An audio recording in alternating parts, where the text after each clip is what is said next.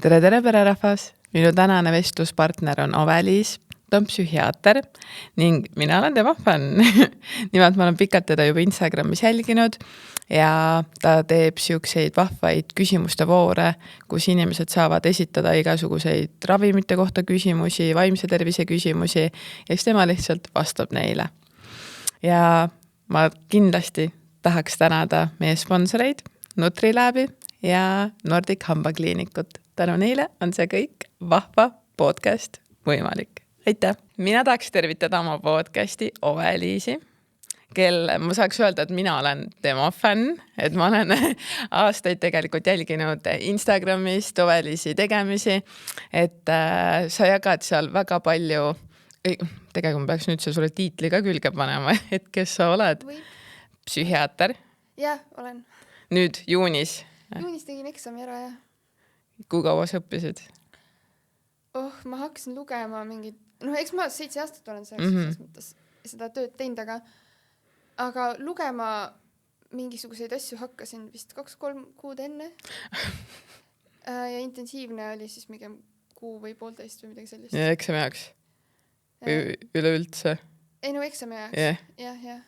Aga üleüldse, eks ma selles mõttes, et ega ma ei saa seda tööd teha, kui ma ei ole kursis, et residentuur on siis nagu see, mis tuleb pärast arstiteaduskonna lõpetamist, erialaõpe, ja erialaõpe on sisuliselt juhendatud töö siis psühhiaatria kontekstis.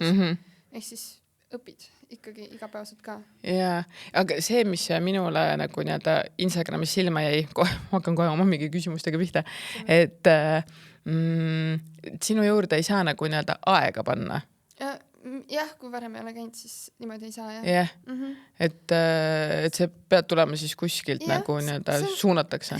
Jah, see on see, kuidas Eestis see vaimse tervise abi on korraldatud, eks ole. Et mis meil eesmärk on? Eesmärk on see, et inimesed, kellel on väiksed probleemid, saaksid kiiresti abi kohtadest, kust saab kõige paremat kiiret abi. Ja inimesed, kellel on nagu rasked probleemid, millel nagu näiteks perearstist ei piisa, jõuaksid siis nagu nendeni, kes tegelevad nende keeruliste probleemidega. Et kui meil tulevad kõikide probleemidega, ka nendega, mis perearst ära lahendaks, tulevad inimesed psühhiaatri vastuvõtule, siis need, kellel on väga raske probleem, peaks ootama aastaid ja rohkem. Ja astmeline abi on see, et alguses proovitakse nagu alguses on siis nagu igapäevast sekkumised, eks ole, see on siis nagu uni ja söömine regulaarne ja liikumine, et siis ei aita, siis on näiteks perearst, see on psühholoogiline abi ka näiteks perearsti kaudu. Perearst on täiesti adekvaatne kerget depressiooni ja ärevust ravima, absoluutselt adekvaatne. Ja siis kui see ei aita, siis näiteks teeb e-konsultatsiooni psühhiaatrile, siis läheb vaimse tervise õe juurde ja siis sealt siis, kui on vaja, siis psühhiaatrile. Et see on selleks, et inimesed, kellel tõesti ei piisa sellest esmatasandi abist, jõuaksid ja ei peaks kannatama aastaid või kauem. Et ehk siis ma olen ka seal selles nagu, ma olen eriarst, minu juurde jõuab ka tavaliselt niimoodi, et perearst on juba proovinud midagi, teeb e-konsultatsiooni, kirjeldab, mis ta proovinud on.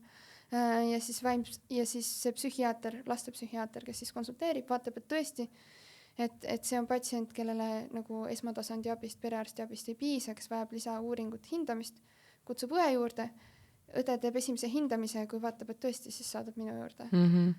Aga osad lastepsühhiaatrid töötavad näiteks eras, et nende juurde saab küll panna siis tasulise aja kohe, kui on soovi. Aga okei, jah. Nüüd ma saan kõigest aru. On ju loogiline tegelikult. Ja, kuigi mina ütleks, et nagu enda kogemuse põhjal, et minul, et kui mul oli abi vaja, siis esiteks võib-olla ei olnud see asi nii arenenud ka, et tänaseks päevaks ikkagi vaimse tervise nagu nii-öelda probleeme võetakse väga nagu nii-öelda suurema võib-olla tõsidusega, et seal minu ajal nagu ma hästi vana enne Kristust, aga mina ei jõudnud selle nagu nii-öelda tasuta abini, et seal olidki nii pikad järjekorrad ja nagu ma ei osanud kuskile pöörduda ka ja kindlasti oli minu enda viga ka, et ma tõesti, et ma olin noor ja ma ei teadnud, mida teha. Et minu nagu nii-öelda mõte oli see, et kas ma lähen siis nii-öelda kuskile nagu sinna kiirabisse, et kui mul on nagu paanikahoog või et mis ma siis ütlen seal, ma olen nii kurb, et ma umbes mingi nutan või, et ma ei osanud seda abi tegelikult leida, et ainult tasulist. Et tänaseks päevaks on ikkagi väga palju seda nagu nii-öelda tasuta abi ka. Jah, siis oli, ma ei tea, kui varasest ajast sa räägid. Ütleme, et mingi 7-8 aastat tagasi. Siis oli oluliselt ebaselgem, et kuidas ja kuhu, mismoodi pöörduda. Perearstidel on ka viimasel aastatel oluliselt rohkem kogemust tekkinud vaimse tervise teemadega. Ja selles mõttes ei olnud sinu süü. Seda ilusti öeldud tegelikult.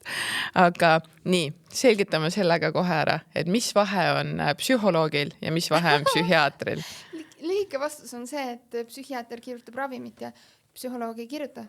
Pikk vastus on see, et psühhiaater on arst, et samasugune eriarst nagu näiteks kardioloog või nina, kõrva, kurguarst või perearst on ka eriarst tegelikult. Et õpime 6 aastat arstiteaduskonnas, oleme üldarstid ja siis residentuur on see siis eriala omandamine. Lõpetab siis tudeng lõpetab selle 6 aastat, siis ta on üldarst, mõtleb, et kuhu ma residentuuri lähen, kas psühhiaatrisse, kardioloogiasse, sõidan üldse kuhugi mujale riiki nagu üldarsti tööd tegema või lähen kaitseväkke arsti tööd tegema ja residentuur on üks nendest variantidest ja psühhiaatria residentuur on siis, teed selle ära ja siis oled psühhiaater. Ja siis paljudel ongi, ma arvan, et see jäänud natuke segaseks ka, et kellel võib-olla endal mingit kogemust ei ole, et nagu mingi kliiniline psühholoog, psühhiaater, siis nagu et kõik on nii palju lihtsalt psühholoog, et siis on vaimse tervise õde. Jah, psühholoog on siis see, kes on, tavaliselt nad on ülikoolis õppinud psühholoogiat, enamasti lõpetanud magistri ja olenevalt siis sellest, kuhu nad siis on tahtnud minna, nad on siis teinud, kui nad on teinud kuskil, nagu kus tehakse kliinilist tööd, ehk siis nagu patsientidega tööd on teinud kutseaasta, siis nad on kliinilised psühholoogid. On olemas psühholoog-nõustaja, kellel on ka omaette siis väljaõpe, et neid on jah erinevaid. Aga seal rohkem sõltub sellest, et mida konkreetselt mingi psühholoog on missugust erialast enesetäiendust ta on saanud ja kus kohas ta on teinud oma kutseaastat või praktikat. Natuke rohkem kui sellest, et mis see nimetus on. Et kliinilistel psühholoogidel kipub olema rohkem kogemust nagu näiteks mingite standardiseeritud uuringutega ja küsitlustega, sest tihtipeale kliinilises töös seda tehakse. Aga psühhoteraapia väljaõpe võib väga palju oleneda sellest, kuidas siis näiteks psühholoog ennast on täiendanud. Et nii jah, neid on erinevaid. Aga näiteks rohtu nad ei saa kirjutada, sest nad ei ole arstid. Jah. Nii, see on nüüd meil selge. Ja vaimse tervise õde ka.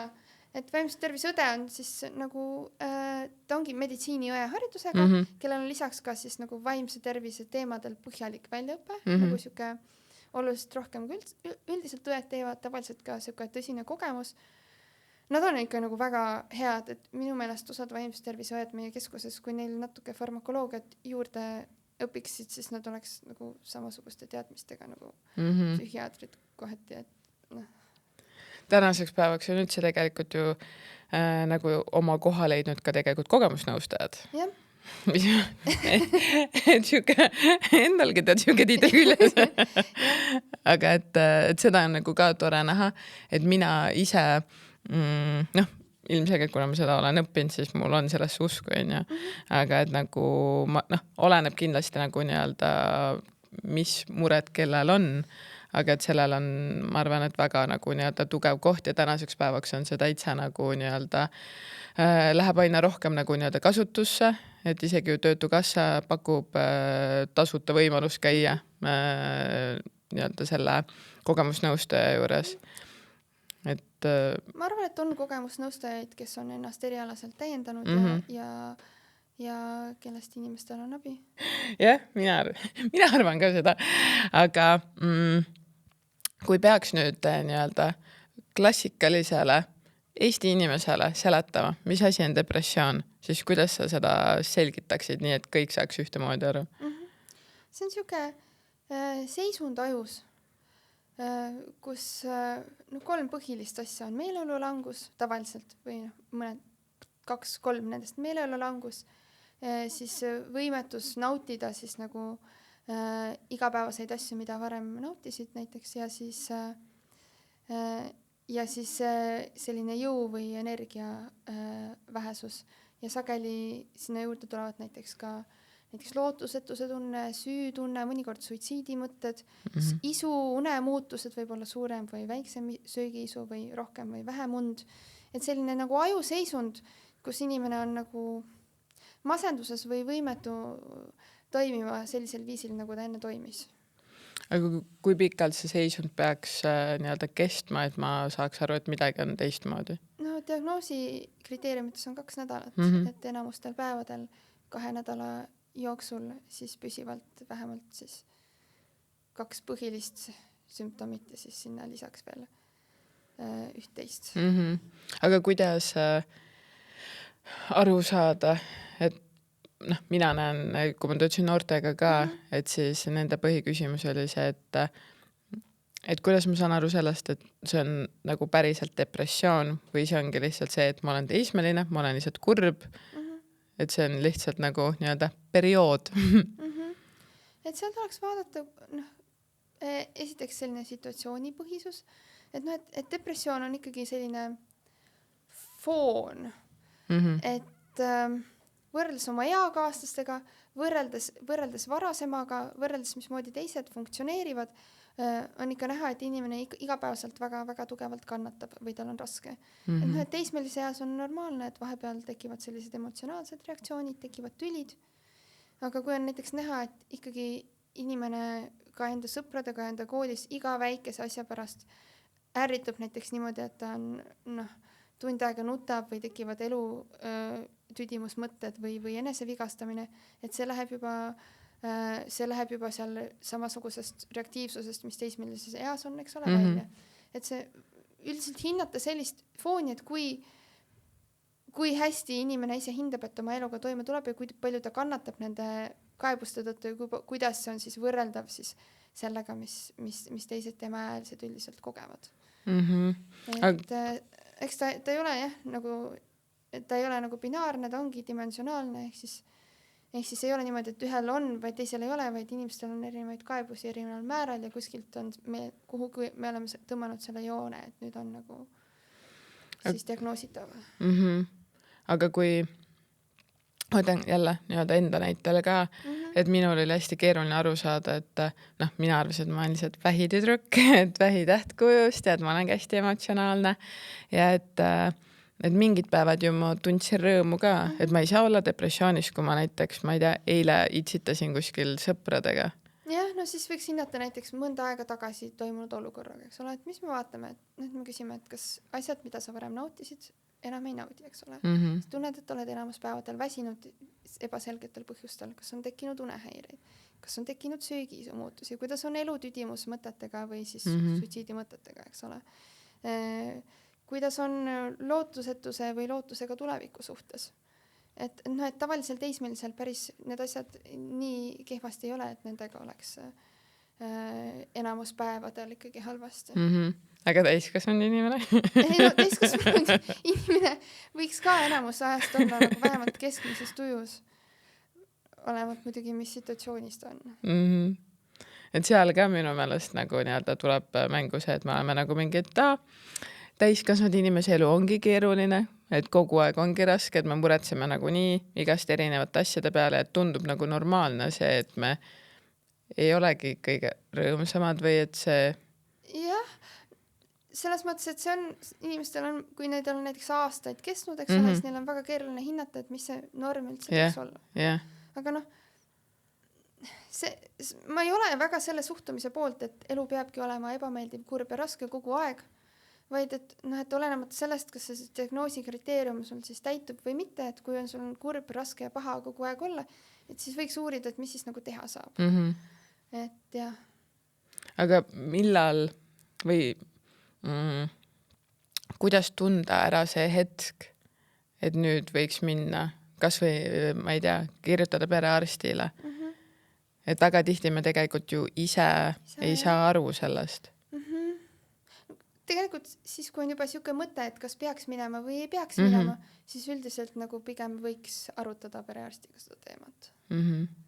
jälle, et ma võtan nagu oma klientide näol, et kus mul need suured üldistused tulevad, et väga paljud inimesed et ei oska võib-olla nagu nii-öelda näha, et kuidas psühholoog saab mind aidata, et ma isegi inimesed, kes jõuavad nagu nii-öelda minu juurde, neil on hästi palju seda, et mis see rääkimine aitab, et see ei tee midagi paremaks. Jah, depressioon on selline seisund, kus aju paindlikkus väheneb. Ehk siis võime mõelda kastist välja või võime mõelda oma mingitest nagu sissekulunud nagu mustritest välja, kaob ära ja me isegi näe, et mingid asjad, mis me endale ütleme või tajume või tunneme, ei ole loogilised. Ja see on see koht, kus teine inimene saab tulla appi. Mis on niisugused nii-öelda klassikalised müüdid, millega sa ise kokku puutud? Depressiooni osas? Müüdid, ma mõtlen. No hästi palju hirme on ravimite suhtes. Osad hirmud on täiesti mõistetavad, osad on tulnud, ma ei tea kust. Et ma ise, selles mõttes ma kunagi ei veena inimest, et peaks ravimit võtma. Ma räägin talle umbes adekvaatse pildi ära, et mis need riskid, kasud on, mismoodi mõjub, mismoodi tavaliselt kõrvaltoimed on, mis teha siis, kui peaks tekkima kõrvaltoimed ja siis ise otsustab. Mina olen kuulnud seda, kuidas inimesed kardavad rohte sellepärast, et neid peab võtma elu lõpuni, et antidepressante. Tegelikult see ei ole nagu mõeldud niimoodi. Mõned inimesed on, kes võtavad neid nagu aastakümneid, aga see on pigem ikkagi harva. Need on ikkagi mingi nagu teatud periood. Jah, seal on, mis see standard on, seal on miinimum võiks olla 6 kuud pärast seda, kui sümptomid kaovad. See on sellepärast, et mis see ravim teeb, eks ole, ta tõstab nii-öelda tehislikult, tõstab ajupaindlikkust. Täpselt samamoodi nagu ajupaindlikkust tõstab siis näiteks trenn ja hea uni ja head suhted ja hobid, aga ta teeb seda nii-öelda tabletiga. Aga tulemus on sama.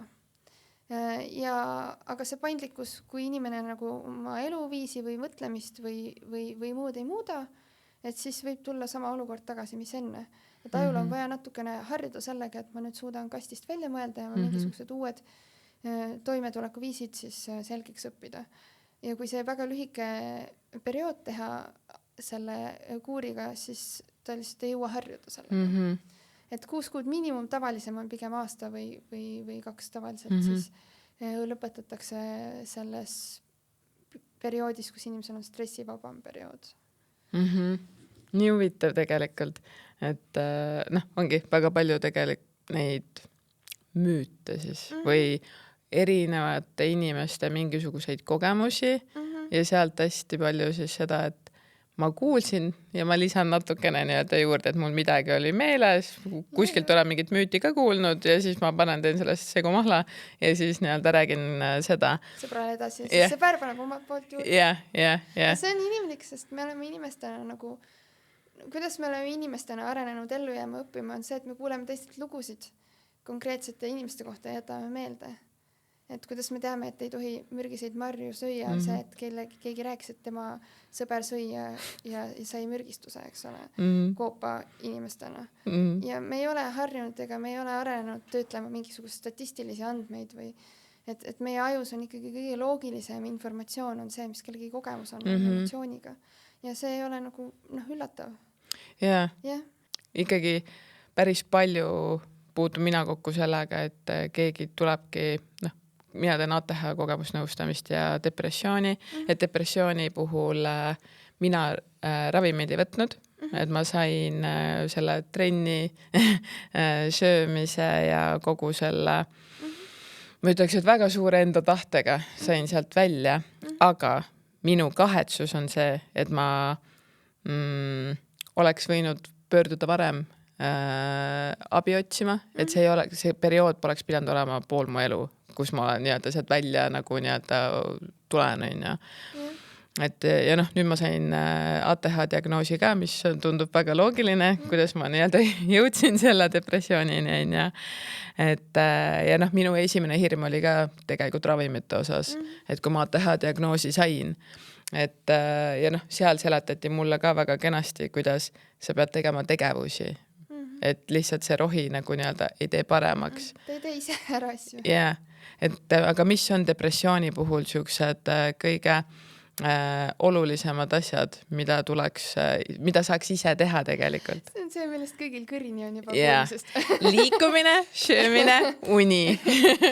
Jah, näiteks liikumisega on niimoodi, et minu meelest see number oli 20% või isegi rohkem oli, et kui inimesed täidaksid siis nagu soovitatud liikumisnorme, see on siis üldiselt enam 150 minutit aeroobset trenni nädalas, see võiks nagu 20% maailmas depressioonist üldse olemata olla. On üks hinnang näiteks ja et kerge või isegi kuni mõõduka depressiooniga korralik liikumine trenn on võib olla sama hea või parem kui antidepressandid näiteks. Et inimesed alahindavad seda, inimesed alahindavad und, et keskendumisraskused näiteks hästi sageli on seotud tegelikult puuduliku unega. Inimesed arvavad, et nad nädalavahetusel magavad järgi, aga see, kui nädalavahetusel on pikem uni, on tegelikult sümptom sellest, et nädala sees on und krooniliselt puudu ja see ei kompenseeri. Ja siis ongi hästi palju mõjutab keskendumisraskus. Et mina näen ka ju päris palju ATH-ga inimesi ja see on üllatav, kui palju ka neile, kellel kui juba baasil on keskendumisraskust, kui palju annab juurde keskendumisvõimet see, kui see uni saada normipäraseks täiesti hämmastav. Et ei ole üldse nagu mingi uhkuse asi 6 tundi magada. Ja see on ka naljakas, et noorena oli see ülilahe, kui sa olid mingi, ma olin terve üleval. Siis nagu tänaseks päevaks, kui ma olen 33, siis minul ongi väga tugevad nagu nii-öelda magamisraskused. Ja ma analüüsin ka ennast väga palju ja mulle meeldib kõik see vaimse tervise teema, ehk siis ma olen mega nagu nii-öelda sellega ja ma saan nii hästi aru, et kui ma olengi magamata, kuidas isegi nagu mis tegevusi ma teen, kõik see nagu nii-öelda plähmerdamine nii-öelda, et ma hakkan kohvi tegema samal ajal, ma panen pesu pesema samal ajal, ma hakkan voltima mingeid uusi asju, siis ma mingi kohvi on seal, et ma näen, et ma ei saa tegelikult mitte millegiga hakkama või võtan korra telefoni, ma midagi kindlat hakkan tegema. Ja siis ma olen üldse mängin numbrimängu ja olen nagu mingi 9 siin ja nagu ja ma siis avastan ennast, ma olen mingi appi ja kellaajaliselt, ma ei jõua mitte kuskile, mul on valed kotid kaasas ja ma üritan seda võtta hästi nagu positiivselt, mingi classic Liis, aga tegelikult see jääb ikkagi endast väga palju välja, et ma ei saa nagu lihtsaid tegevusi tehtud või ma nagu kogu aeg juhtub midagi. Et see ongi see, et ma olen magamata ja kui ma just paar päeva tagasi magasin 10 tundi ja ma olin, vau. Peaks iga päev natuke rohkem magama. Jaa, et nagu et ma ju proovin, aga et ma peaks nagu veel tugevamalt oma nii-öelda unerutiiniga tegelema. Prioritiseerima. Ja, et ega tegelikult, kui päevad on pikad ja seda õhtul nii-öelda nagu iseenda aega on vähe, siis ongi siuke tunne mingi savi, et ma ei lähe 11 magama, et ma tahan olla TikTokis, ma tahan lugeda mingeid lollusi. Minu arust vahva termin selle kohta oli, Jaapanis vist oli revenge procrastination, ehk siis nagu maksad kätte nagu sellest, et päeval võetakse su aega ära ja siis scrollid. Ja sa oled, ma näitan teile. Nüüd on minu võimalus.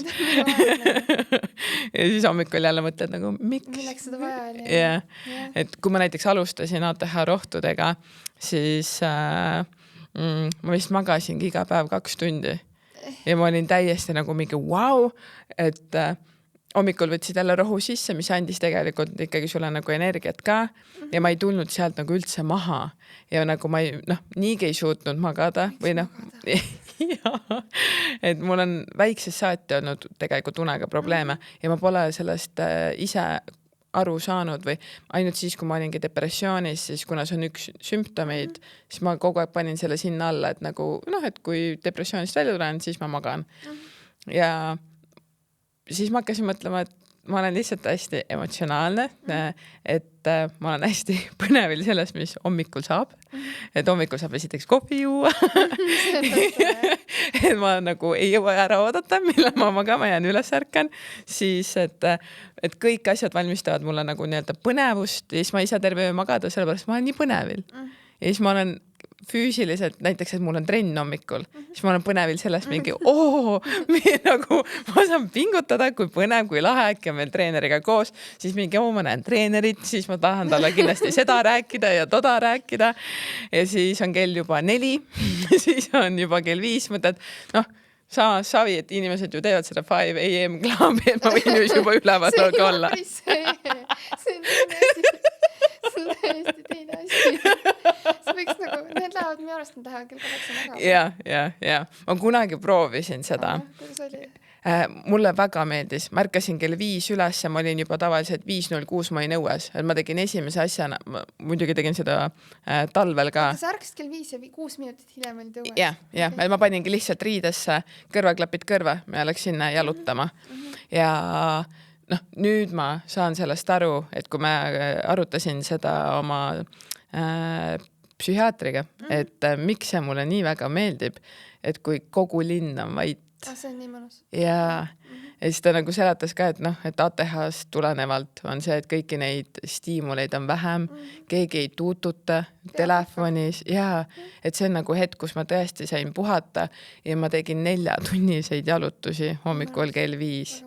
Ja kuni ma nägin, et nüüd hakkad ummikud tulema, et inimesed nagu nii ja Taanil on nii, nagu nad on närvis ja mina olen siin juba mingi 4 tundi jalutanud. Ja, aga siis oli küll see, et hästi vara pidi, nagu tegelikult väsisid ära ka. Et ma tegin isegi lõunauinakuid. Jah, lõunauinakud on siuke pluss-miinus. Jah. Kui ta on nagu siuke, et sa saad 15 minutit silma kinni lasta, aga mul näiteks on sõbranna, kes magabki nagu 3-4 tundi. Et aga temal on magamisega üldse hästi, et ta läheb õhtul magama ja magab siis ka 12 tundi järjest. Kui tal tulevad unetunnid täis siis? Ja, tal ei tule, ma arvan, päevatunnid täis. Et ta pigem nagu ööd on tema jaoks rohkem kui üle. Ma loodan, et ta näeb häid asju mõnes. Aga et okei, kui palju saab tegelikult söömisega ära teha? Söömisega see on hästi oluline selles mõttes, et me aju on ka ju rasvad, valgud, süsivesikud. Et üks asi, mis võib mõjutada meeleolu ja enestunnet, on see, kui on näiteks rauapuudus või foolhappepuudus, tegelikult ka D-vitamiini puudus, et neid asju ei ole otseselt vaja juurde võtta niisama ilma, et sa teaksid, mis on, aga kui mingil põhjusel oled väsinud kurb, siis võiks käia perearsti juures ja arutada, et kas teha mingisuguseid analüüse, et kas on teil puudu. Et see on selge, mis mõjutab. Teine asi on see regulaarne söömine, nagu täisväärtuslik toit, valgud, rasvad, süsivesikud. Ärevusega inimesed näiteks joovad mõnikord hommikul kohvi, siis on kella 3 söömad, söövad saiakese ja uuesti kohvi ja siis need imestavad, miks neil päeval süda puperdab. Nagu. Ja ATH rohtudega üleüldse, ATH rohtudel on rohkem kõrvaltoimeid, kui ei söö. Teiseks nad võtavad söögisu maha ja siis ikkagi on nagu meeleolu ja ärevus, kõik on nagu kehvem, kui ei ole söönud. Ja, mina ise tundsin ka praegust tänaseks päevaks ma ei võta enam rohtu.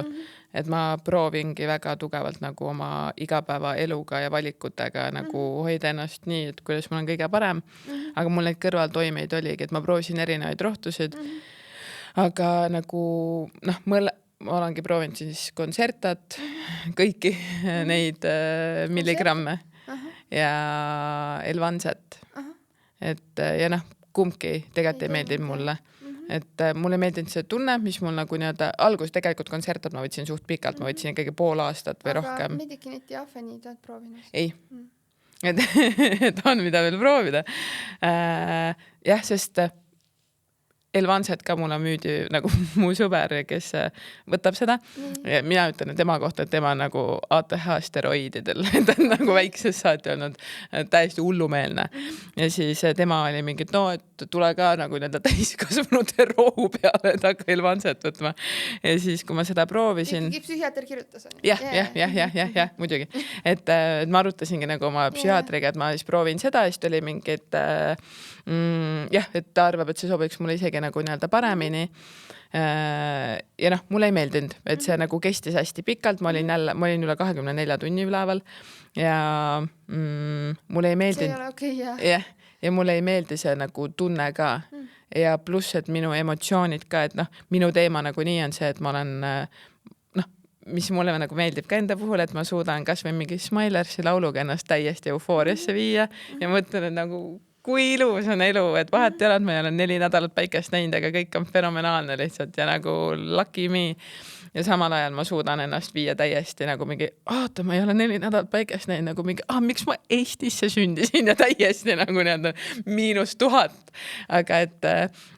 Aga tänaseks päevaks ma tean, et see minu teema ja ma suudan nagu proovin rohkem õigemini olla seal nagu keskel, et minu nagu kõige suurem õppimine ongi tegelikult nagu stabiilsus, mida ma üritan endale nagu luua. Aga nende rohtudega ma ei suutnud.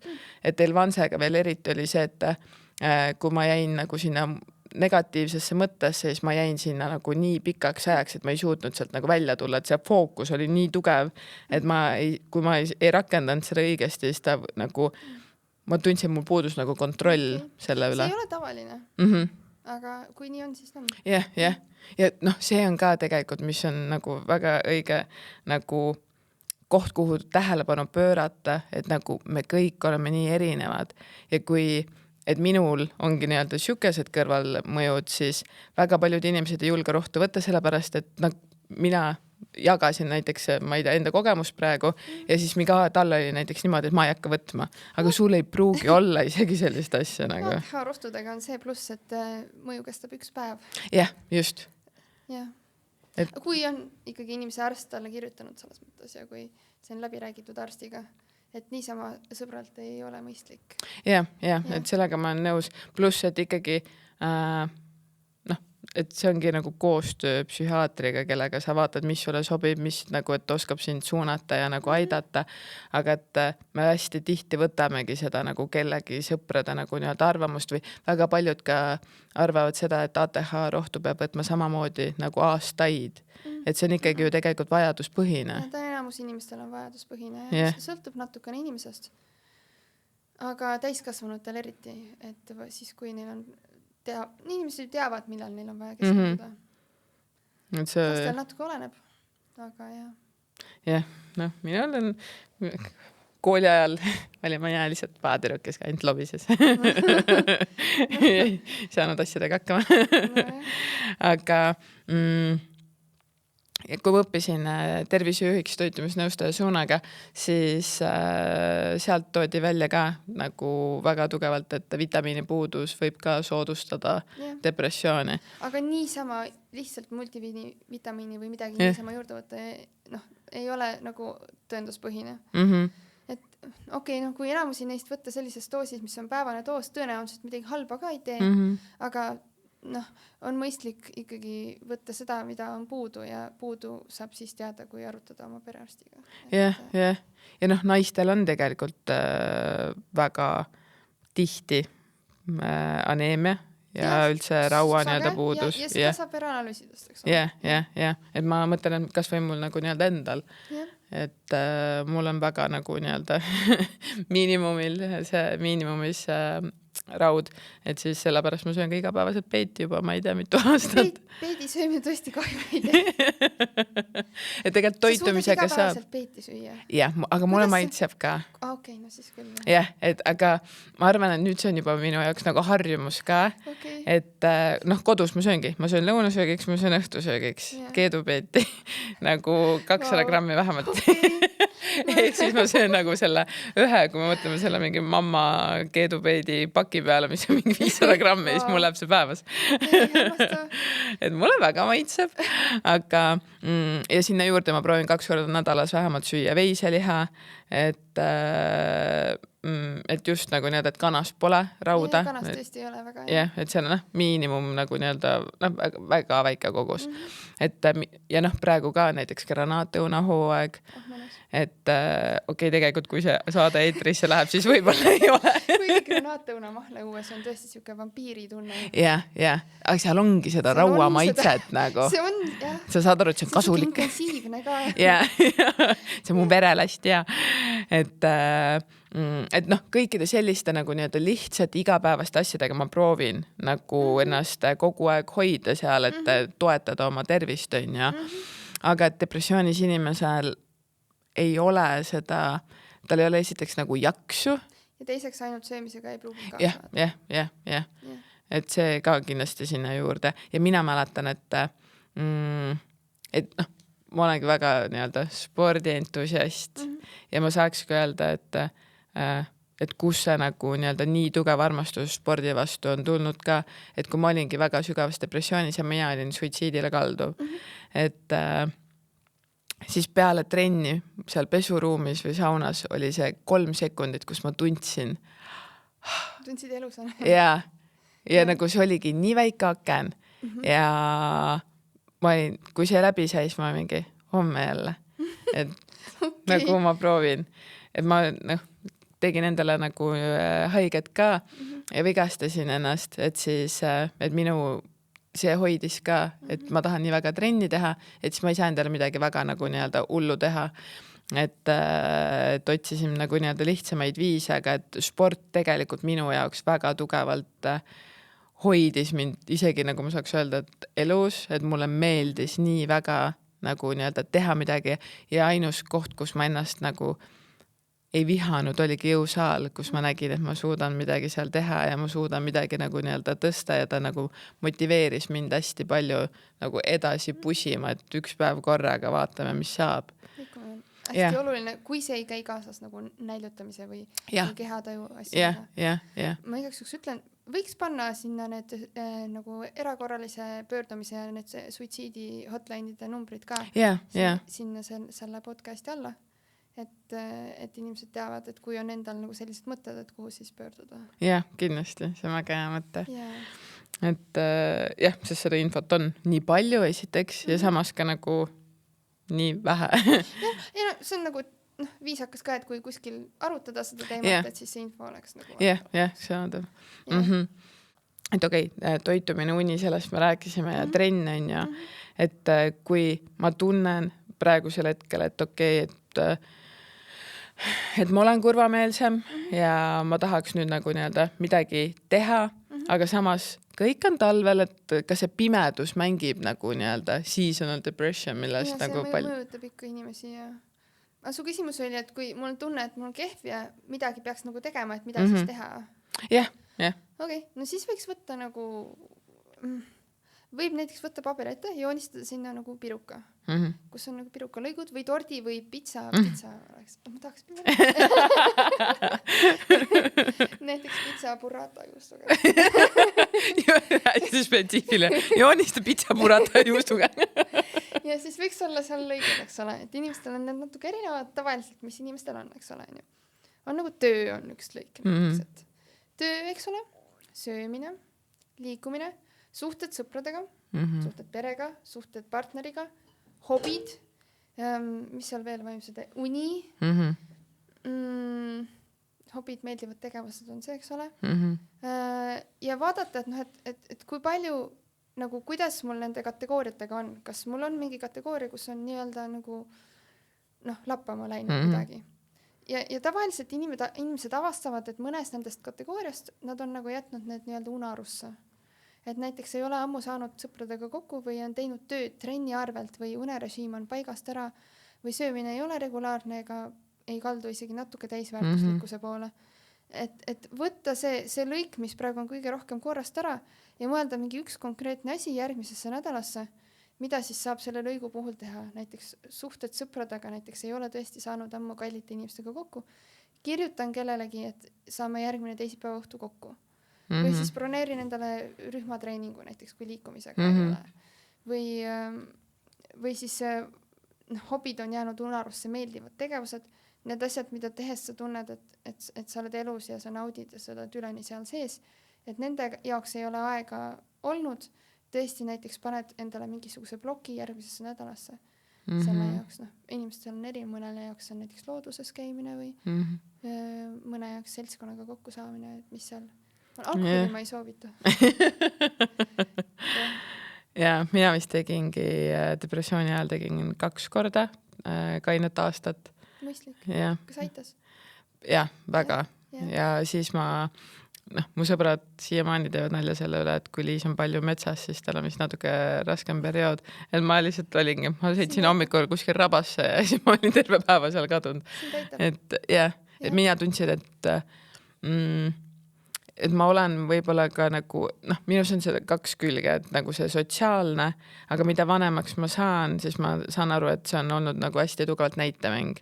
Et mulle meeldib väga üksi looduses olla ja mitte üldse inimestega suhelda, et ainult oma nagu nii-öelda lähiringiga ja perega, et ma ei saa mitte mingisugust naudingut tänaseks päevaks enam nagu nii-öelda väljas käimistest, pidutsemistest ja meeldib veeta aega inimestega, kellega saad olla sina ise. yeah. Ja see on eraldi see pitsatükk nagu. Yeah.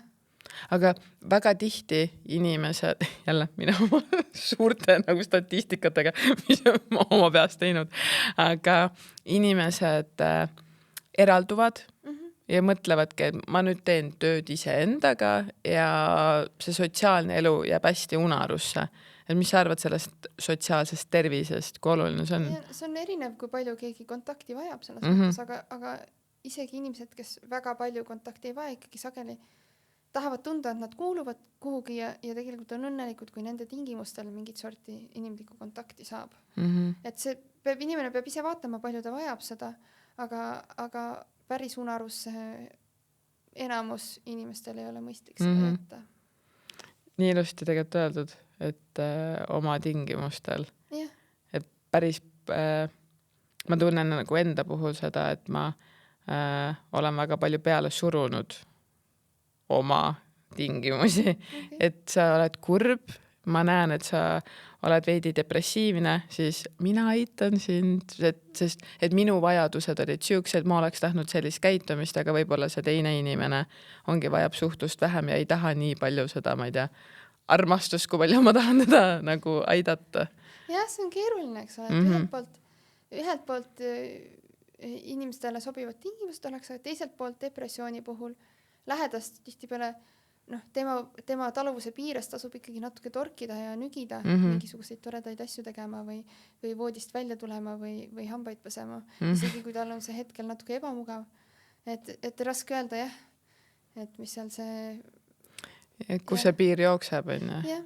Inimesed ei oska oma depressioonis kaaslasi või siis sõpru aidata, et see nagu et umbes magavat karu ei taha oksaga minna nügima, et või siis ei osata sellega toime tulla, et ei taha avada midagi, mida ei oska tegelikult kinni panna. Või tunnevad süümekaid ja vastutust teise inimese eest, eks ole, jah. Aga kuidas aidata inimest, kes on depressioonis? See on esiteks see variant, et kui on see võimalus, siis nagu teadvustada natuke seda, et kui palju see sinu süü on või ei ole, eks ole, mis see sinu vastutus on. Kui see on sõber, kes on teine täiskasvanu, eks ole, et siis tuleb väga-väga selgelt teadvustada ka enda piire, et kui palju ma jaksan, tahan ja suudan siis nagu uppujad päästa, et mitte seda enda elu hinnaga teha, eks ole, et kui see on tegemist on näiteks enda lapsega, siis on keerulisem. Et tõesti see, osad inimesed tunnevad ennast süüdi, kui nad kõiki oma ressursse ja võimalust ei kasuta selleks, et oma siis nagu hädas sõpra aidata. Aga aidata saab ainult siis, kui endal on ka hästi, et hästi tähtis on enda vaimse tervise seisundit ka silmas pidada seal, siis suudad olla teisele abiks. Aga muidu, mis seal on, eks ole, seal on nagu see, mis ma mainisin, see kerge nügimine, eks ole, et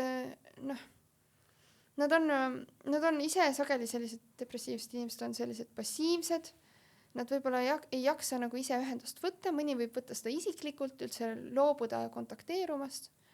Et tasub võtta, kui on jaksu ja jõudu, tasub võtta ise initsiatiive, ikkagi küsida korduvalt, äkki tahad minna täna, äkki lähme teeme väikse jalutuskäigu, mis sa arvad see liikumine seal, mis sa arvad see üritus seal, äkki tulen külla, sööme jäätist, vaatame filmi. Isegi siis, kui ta nagu ei ütleb vahepeal, küsida uuesti võib ikka. Ja natuke mitte nagu survestada inimest millestki, aga ikkagi nagu natuke nügima sinna poole, et inimese ellu tekiks mingisuguseid positiivseid kogemusi, just nimelt liikumist, toredaid kogemusi, sest see depressiooni allakäigu spiraal või kinnine ring on see, et inimene tunneb vähem rõõmu, vähem otsib toredaid kogemusi, tunneb vähem rõõmu, sest neid on vähem, eks ole, siis on jälle vähem rõõmu, eks ole, kui kuskilt nagu neid juurde ei hakka tekkima, siis neid ei hakkagi tekkima, eks ole. Et kuskilt natuke nügistada ja siis kuulata, peegeldada, seda tead on ju, mis peegeldamine on vist. Mina tean. Ja, no, muidugi.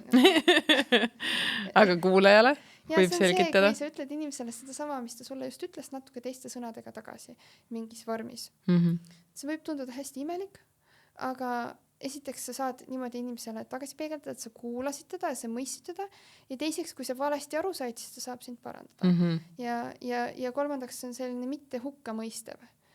Et kui näiteks öelda inimesele, et ei ole midagi, no see on juba nagu selline hinnang, see on, inimene võib tunda, et tühistatuna, sest tema arust ju on midagi. Kas ma siis ei peaks midagi tundma, mis minuga valesti on, et ma tunnen nii pahasti ennast, kui tegelikult ei peaks ju midagi olema. Või hakata inimesele näiteks selgitama, et mis kõik hästi on. No tegelikult tõenäoliselt ta teab väga hästi, et mingid asjad on hästi. Ja siis tekib tunne, et kõik on ju hästi, mina tunnen ennast ikka nii kehvasti. Miks ma ei saa hakkama, mis mul viga on? Et see ei tee nagu olukorda väga palju paremaks. Selline peegeldamine on hea, eks ole. Siis võib üks asi, mis nagu psühholoogid teevad, aitavad tekitada vahet selle seisundi ja inimese vastu, et depressioon sosistab inimesele igasugu koledaid asju kõrva, näiteks saad kole ja paha ja keegi ei taha sinuga suhelda. Et aidata nagu suhtuda sellesse depressiooni nagu väiksesse elukasse või musta koera või musta pilve, mis ta kellelgi on, eks ole. Et inimene saaks aru, et need mõtted ei ole tema enda mõtted, vaid see on praegu depressioon, mis ütleb talle neid mõtteid. Et ongi inimene ütleb, ma ei saa millegagi hakkama, sest näed, sinu see depressioon ütleb sulle, et sa ei saa millegagi hakkama praegu, sul on praegu väga raske. Natuke seda nagu, et mina ja haigus või mina ja see seisund ei ole sama asi.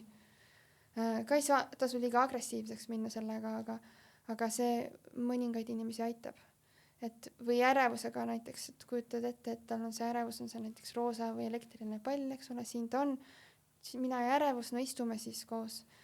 Et natuke tekitada seda osa ajust välja tuua, mis ei ole depressiooni alt üle võetud, et see nagu eksternaliseerimine siis on päris tore asi, mis teha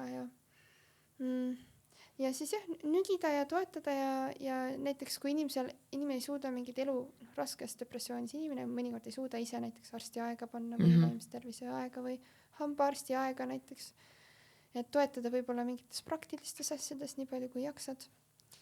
Kuulata, võib küsida ka, mis ta parasjagu, mis teda kõige rohkem aitaks, mis ta tahab. Sageli ta ei tea seda, aga kui ta teab, siis ta ütleb, eks ole. Jah. Et isegi tegelikult siuksed lihtsad asjad, kui on perekonnaliige, et aidata, ma ei tea, koristada ja süüa teha või käia poes ja tuua talle need asjad, mis ta nagu näeda lihtsasti, ma ei tea, saaks teha ja nosida. Veel parem, kui õnnestub poodi kaasa vedada. Okei, see on kõige parem. Ja see mõtetasi mulle meeldis väga, et mina isegi nüüd olen märganud, et minu need ATH mõtted ka, et tihti need tahavad minna negatiivseks ja siis ma mingi, et see ei ole praegusel hetkel Liisu, et see nagu see on see loom. Et see on nagu, et need on need negatiivsed mõtted, mis nagu nii-öelda tahavad kogu aeg tulla, aga et see ei ole mina, et ma lähen kohe panen umbes mingi teise asja, panen nagu isegi muusika, mida ma või tahan nagu nii-öelda laulan kaasa, et või siis, mis ma olen märganud enda puhul, et kui ma olen nagu pikalt kodus ja ma isegi see ei ole see, et ma olen umbes nädalaga kodus, vaid kui ma olen õhtul pikalt kodus, et ma näiteks kella 6 lähen koju ja siis olen õhtuni välja, siis mul on vahepeal vaja sealt keskkonnast välja tulla. Et kui tunnen isegi, et mul on vaja seda värsket õhku või nagu õhu liikumist, et ma vahepeal isegi üks päev oligi, kuidas ma tundsin, et mul tulevad nii palju nagu neid negatiivseid mõtteid peale, et ma tahaks juba nutma hakata, siis ma lihtsalt läksin peeglit ja ma olin nagu mingi, mis sul on, Liisu? Et sul ei ole ju tegelikult mitte midagi, et ma olen ülimalt rõõmsamine ja mul on praegusel hetkel elus kõik väga hästi, et sul, see ei ole sina, et need ongi lihtsalt mõtted ja siis ma olin mingi okei. Ja siis ma sõitsin Viimsisse aknapesu vedelikku ostma, kuulasin seal oma laule, tulin tagasi ja mul oli kõik korras. Läks paremaks. Et ja depressiooni ajal ma tean, et ma ei teinud neid asju nagu teadlikult, aga ma käisin hästi palju jalutamas, eriti nagu õhtuti, kus minul hakkabki siis võib-olla pihta see nagu depressiivsus, et siis ma käisingi jalutamas, ma ostsin omale umbes mingisuguse, ma ei tea, puuvilja kaasa, mingisuguse šokolaadi vahepeal, mis ma tahtsin süüa, mingisugust lahedat jooki, mis mulle meeldis juua. Meeldivad asjad elus, eks ole. Liikumine, meeldivad toidud ka. Ja siis tegevused ja muusika. Et sul oleks keeruline jalutada ja seda burrita pitsakes süüa. Burrata. Ei, ma jalutaksin sinna, kus seda pakutakse. Ja siis veereksin tagasi. Ja kõigil on hea olla. Et et siuksed nagu nii-öelda, mulle tundubki, et see on nagu, need on nii lihtsad asjad tegelikult. Jah, päris hea on näiteks, et kui on nagu mingi helgem hetk, siis panna kirja endale, et mis ma siis teen, kui mul on paha olla. Ja pannagi number 1 näiteks kuulan muusikat, number 2 lähen jalutama, number 3 helistan sõbrale, no mis sul toimib. Ja paned näiteks külmkapi peale endale ja siis kui on paha olla, siis vaatad, mis teha. Ja millise asja ma nendest valin? Ei, lihtsalt, siis on võib-olla raske valida, aga võtadki algusest peale, hakkad pihta. Jah. Sest kui on kehv olla, siis on nagu natuke raske mõelda ka, et mis nüüd tegema peaks. Jah. Ja need lähedased inimesed või ikkagi kellegiga jagamine on hästi oluline. Et ma enda puhul ütleks ka, et ma kapseldusin ja ma ei näidanud kellegile välja, et mul üldse nii kehva on või et ma isegi suitsiidne olin. Ma kirjutasin kõik mingi hüvastijätu kirju ja valmistusin igatepidi. Ja samal ajal mu sõbrad ei teadnud mitte midagi. Aga praegu on eluisu tagasi. Jah. Aga võt see küsimus on küll, et mis sina ütleks, et kas depressioon on asi, millest saab nagu nii-öelda täiesti vabaks? Võib saada. Et kordusrisk alati jääb. Kordusrisk on, uuesti tekkimise risk on suurem neil, kellel on varem olnud.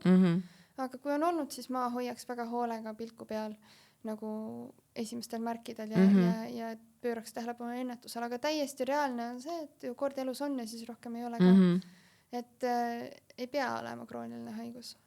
Jaa, sest ma ise tunnen, et tänaseks päevaks ma oskan ennast analüüsida ja ma saan aru sellest, kui mul hakkab nagu, et mul vist ta ikkagi tahab tulla tagasi ka päris tihti, et suurte elukorralduste muutustega ja selliste nagu nii-öelda on perioode, kus ma olen jõudnud tegelikult ka tagasi depressiooni. Aga et kuna ma olen selles olnud ja ma oskangi nagu seda ennetada, ma tean, mis tegevused on mind aidanud, siis ma oskan sellega nagu nii-öelda toime tulla. Aga aga et see, et tihti inimesed, kes on depressiooni kogenud, siis nad nagu ütlevad ka seda, et sellest ei saa kunagi nii-öelda vabaks. Eks ta kordusrisk jääb, aga mis sul aitas seda eluisu kõige rohkem tagasi tuua? Ma ütlekski, et liikumine hästi tugevalt ja et nagu sotsiaalne tervis ikkagi, et õigemini nagu lähisuhted, et mul on mu sõbrad hästi olulised ja nendega koos veedetud aeg, et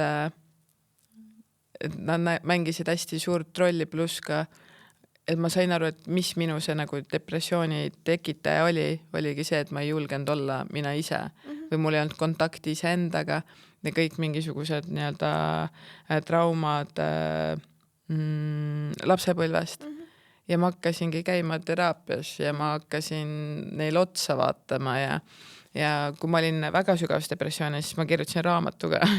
Et siis, et see oli nagu täiesti uus asi selles osas, et ma siis vist hakkasin tunnistama esimest korda, et ma ei pea olema tugev ja ma võin välja öelda selle, et mul on olnud väga raske. Et kui kellelgi on neid mõtteid, siis ma ütlen, et on asju, mis teevad paremaks ja saab paremaks. Et see nagu kirjutamine tegelikult, et see on ka eraldi nagu teraapia vorm ja ma hakkasin ka tegelikult jagama, et see on nagu nii-öelda nüüd selle teise depressiooni, kus mul nii-öelda diagnoositi ikkagi depressioon, et selle ajal ma õppisin ennast väljendama, mis on minu jaoks olnud keeruline, et ma olen kogu aeg hästi tugev ja ma olen kõigega ise hakkama saanud ja mul on raske abi küsida, et siis sa olid nagu ignoreerinud enda vajadusi. Jah.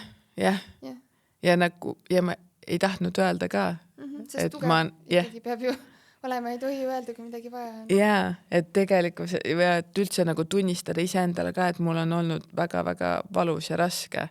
Et isegi see tegevus nagu ta aitas nii palju, et nagu kõik see, et enda vastu hell olemine, et tänaseks päevaks ma mõtlengi, et see nagu nii-öelda väike Liisu, kes on kõige rohkem võib-olla haiget saanud, et tema on minu nagu nii-öelda väike Kiisu ja ma musitan ennast ja ma mõtlengi, et nagu, et ma olen nii tubli ja ma kogu aeg pusin ja et ongi vahepeal on keeruline ka, aga et ma kogu aeg proovin paremini ja nagu nii-öelda minu eesmärk on olla lihtsalt hea inimene ja nagu oma unistusi täita, et see väline müra, et ma olen enda jaoks selle hästi tugevalt nagu nii-öelda summutanud. See hooliv enesekõne on nii oluline. Ja. See on nii oluline. Kui endale kogu aeg öelda, et ma olen paha ja ma ei saa hakkama, siis noh. Ja minul oli väga tugev enesevihkamine ja no ma rääkisin endaga peas kogu aeg väga halvasti. Ja ühel hetkel ma kujutasin ette endale seda nagu väikest Liisut ja ma olin mingi, et tema oli nii armas, et talle ma ei tahaks kunagi siukseid asju öelda. Ja siis ma olin mingi, et okei, et ma proovin nüüd siis seda uut lahedat meetodit, et ma ei räägi endaga halvasti. Ja ma olin mingi fake it till you make it ja ma hakkasingi endaga rääkima, mingi sa oled legend, sa oled prinsess, sa suudad kõike ja ma lihtsalt korrutasin endale kogu aeg neid nagu ülimalt suuri nagu nii-öelda asju. Ja kui need mõtted hakkasid iseenesest tulema ja siis ma hakkasin iga kord nutma ja ma olin mingi, et appi, et ma ütlengi iseenesest, et ma jooksin ja ma olin mingi, et oh my god, ma olen nii tubli ja siis ma olin mingi, et issand. Et nagu, et see mõjub ja noh, tänaseks päevaks, et ma siiralt saangi öelda, et ma ei räägi endaga pahasti. Et ma mõtlen küll mingi, okei, täna ei ole just parim päev, aga et see tuleneb ka sellest, et oleks pidanud, ma ei tea, juuksed ära kammima eile õhtul, kui ma umbes märja peaga magama läksin, on ja. Või et nagu, et ma väsin ka ära, et ma olen ka inimene ja et see on nagu okei ja ma ei peagi olema nagu esiteks kogu aeg see lõbus ja teisi nagu nii-öelda lõbustav inimene.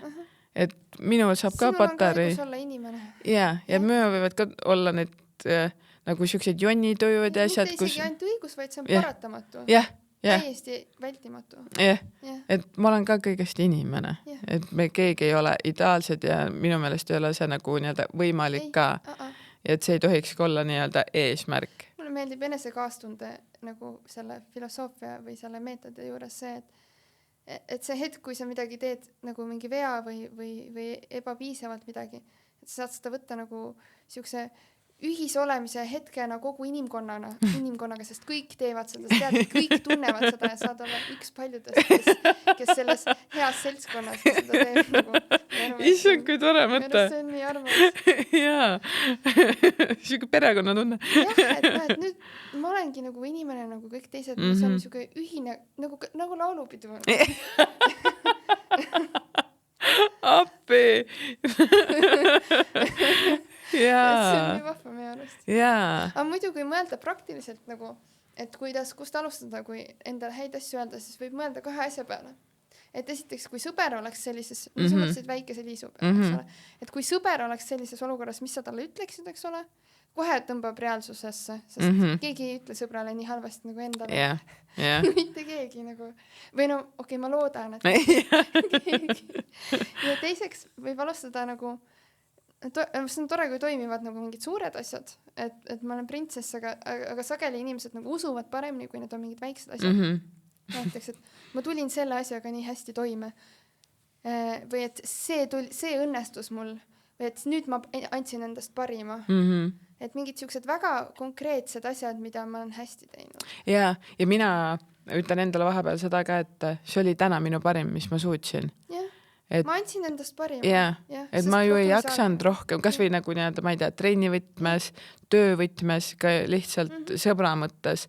Ja see on väga okei, kui ma ei jaksa vastu võtta või isegi, et ma ei tea, me tahame olla inimestel olemas või et ma olen täna väsinud ja ma näen, et mu sõbranna helistab, kes tahab lihtsalt nagu nii-öelda rääkida oma mingit, ma ei tea, mulle meeldib Tõnis ja tahab sellest nagu nii-öelda sulle jahvatada 73. korda järjest. Ja 73 minutit. Ja siis ma mõtlen, et aga täna ma tõesti ei jaksa. Ja see ongi see koht, kus ma saan talle nagu nii-öelda, et esiteks ma võin seda öelda talle, et ma täna ei jaksa või siis, et me ei pea olema kogu aeg kättesaadavad ka. Aga et tänapäeva maailmas on see nagu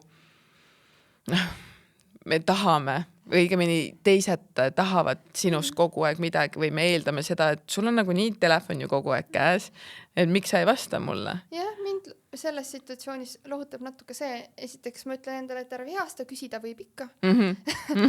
et see, et ta küsib, ei kohusta mind millestki. Ja teiseks see, et inimesed tihtipeale lihtsalt küsivad ilma mõtlemata, et mis nende jaoks võib olla nagu väike pluss, nõuab teisalt sellel hetkel väga suurt pingutust ja nad nagu ei teadvusta. Et see, kui ma ei ütlen, see on okei, täiesti okei ja see on okei, kui nad küsivad. Jah, see, ma arvan, et peabki olema väga nagu emotsionaalselt küps, et nagu nii-öelda mõelda siukseid asju. See ei ütlemine on harjutamise asi. Ja see oli minule, et mul oli kaine aasta ja siis ma olin mingi, et mina õpin ei ütlema. Kuidas läks? Esimest kord, mul on nagu nii hästi meeles, kuidas ma esimest kord ei ütlesin, et keegi tahtis, et ma läheksin vist peole ja mina hoopis ma läksin, jalutasin Rocca al Mare ja seal oli raamatupoodi ja ma ostsin omale raamatu ja ma olin mingi, et ma ei taha peole minna, ma tahan seal raamatut lugema hakata. Ja siis ma olin mingi, okei, ma ütlen, et ma ei saa tulla. Ja siis ma olin mingi, ma ei saa, et mul on õhtuks plaanid tehtud. Ja siis vastus oli mingi, okei. Ja siis ma olin mingi, oh my god! See on võimalik, niimoodi saab elada. Ja me ei läinud tülli, ma ei valmistanud talle pettumust, ma sain raamatut lugeda, ma võin teha kõike, mis ma tahan ja ma olin nii erutust täis seal. Sa ei olnud pärast vihane ei enda ega tema peale? Ei. Ja et näed, mul juba tuleb nii automaatselt mitu ei järjest. Aga et raske on valida ennast ja ma näen, et inimesed seda ei julge teha ja ei oska teha. Aga lõpetuseks, mis on üks siuke nii-öelda sinu elutõde, mida sina rakendad ja millega sina nagu nii-öelda igapäevaselt vaeva näed? Ma arvan, et just seesama positiivne enesekõne ja sõbralik suhtumine iseendasse on vist kõige rohkem muutnud paremuse poole nendest tõdedest mu elu. Et just see, et kuidas ma enda sõbraga räägiksin, et mida ma ootan teistelt inimestelt ja ega ma enda suhtes ebaaus ei ole ja ebarealistlikke ootusi ei sea. Aga ma tõesti väga-väga tänan, et sa tulid Tartust kohale. Jah, aitäh. Aitäh sulle ka. Ja ma loodan, et väga paljud inimesed said siit endale mingisugust selgust või siis üldse näpunäiteid, kuidas hoida oma vaimset tervist ja kuidas käituda endaga. Nii et aitäh. Aitäh sulle ka.